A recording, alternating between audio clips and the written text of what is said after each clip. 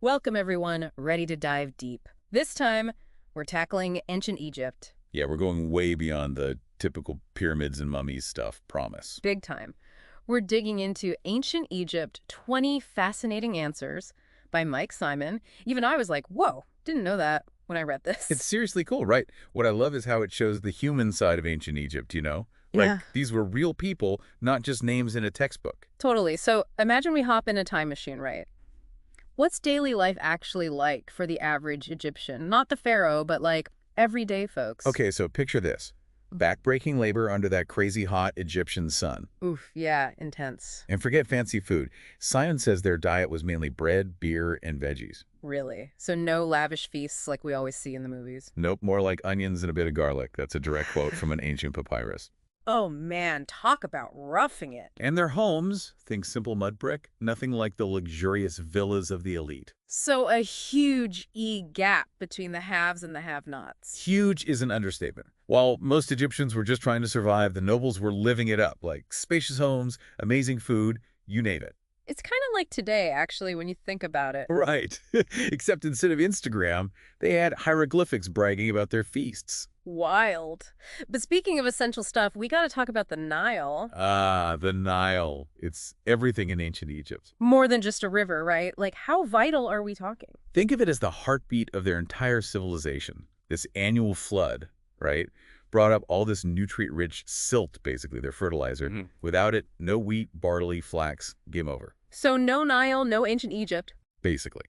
It's also their highway system ships going up and down, trading gold, grain. They even reach places like Nubia, the Levant, because of the Nile. Like their own little Amazon Prime delivering to the ancient world.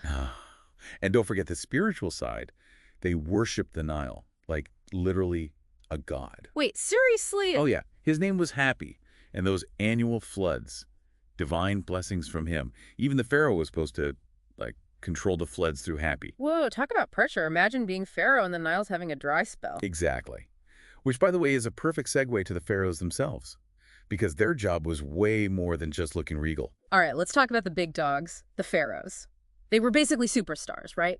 Superstars. That might be an understatement. We're talking god kings here.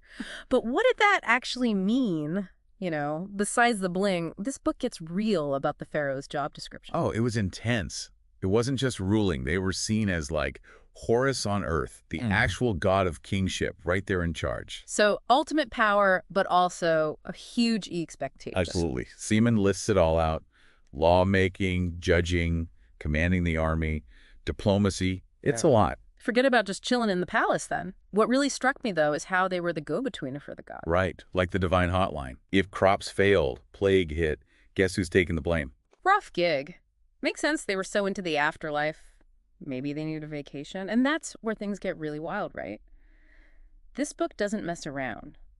Death was not a peaceful nap for the Egyptians. Not at all. It was a whole journey. And dangerous, too. Like your soul wasn't guaranteed a good time, even if you were pharaoh. Okay, now I'm hooked. Tell me more about this journey. Where were they even going? The underworld, called the Duat.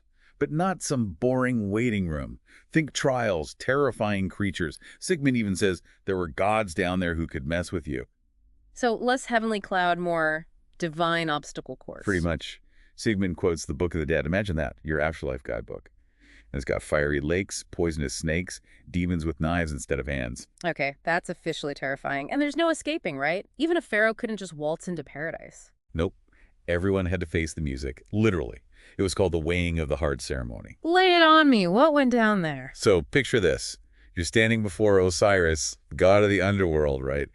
And your heart gets put on a scale. Intense. What's it weighed against? The feather of Maat.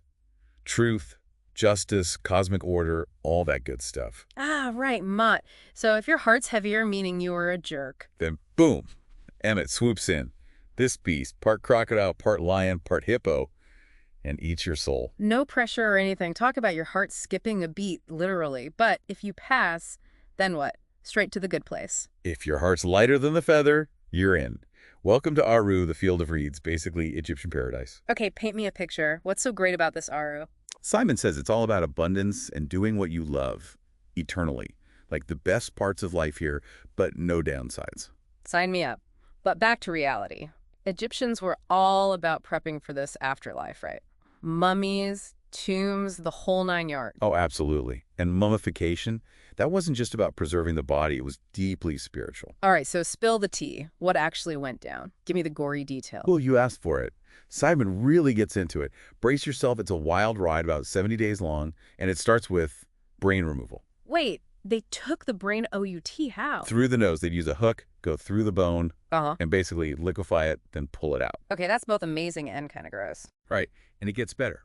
Next, they cut open the abdomen, remove all the organs, but they save them.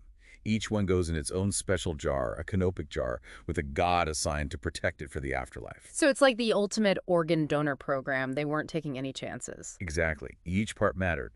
Then they cleanse the body, cover it with natron, this natural salt that dries everything out, stops decay. So like a 70-day spa treatment, minus the pampering, I guess. Well, they did use nice herbs and resins. Yeah. But yeah, once the body was dry, they packed it to keep its shape. Then the wrapping starts.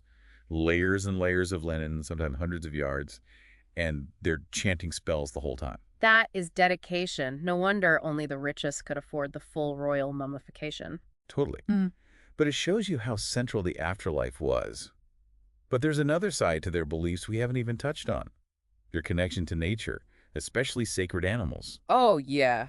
Everyone knows Egyptians love their cats, but this book goes deeper, right? There were more sacred creatures than just Flofi. So many. It's really cool how they saw the divine everywhere, even in creatures we might not think twice about. Okay, spill the beans.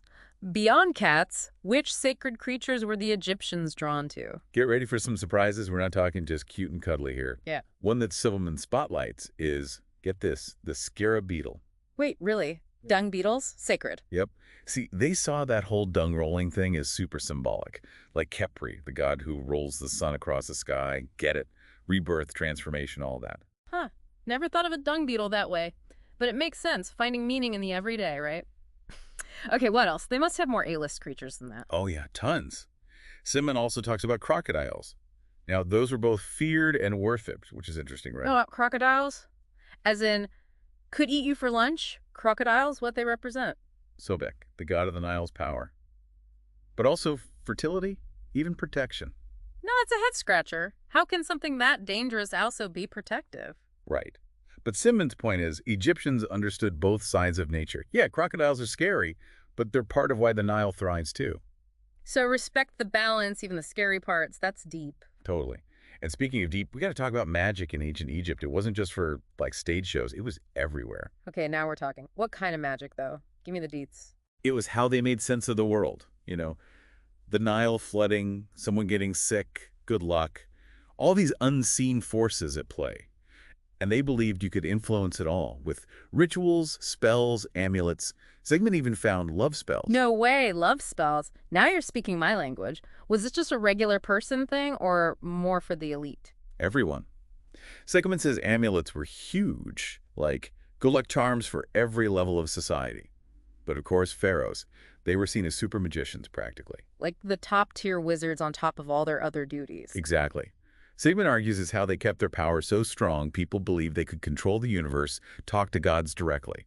It all added up. Man, talk about a power trip. So much we don't think about when we picture ancient Egypt. I know, right? There's always another layer. And speaking of layers, Yeah. we got to wrap up with the iconic symbol, pyramids. They're classics for a reason. But, as always, we're going deeper here.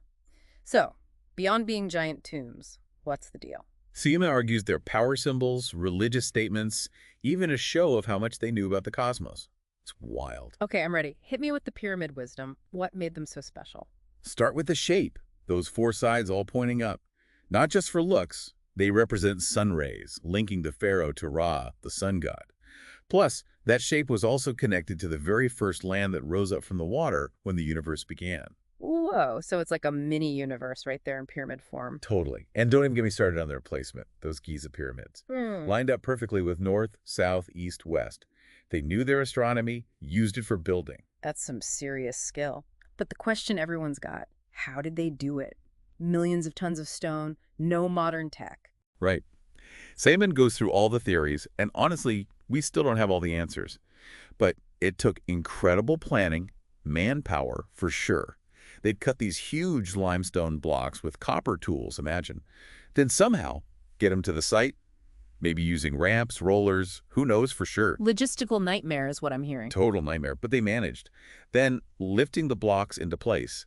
One idea is these giant ramps they built around the pyramid, higher and higher as it grew. Even that, though, would take insane coordination. It makes you realize how much we underestimate ancient folks sometimes. All the time. No cranes, no fancy equipment,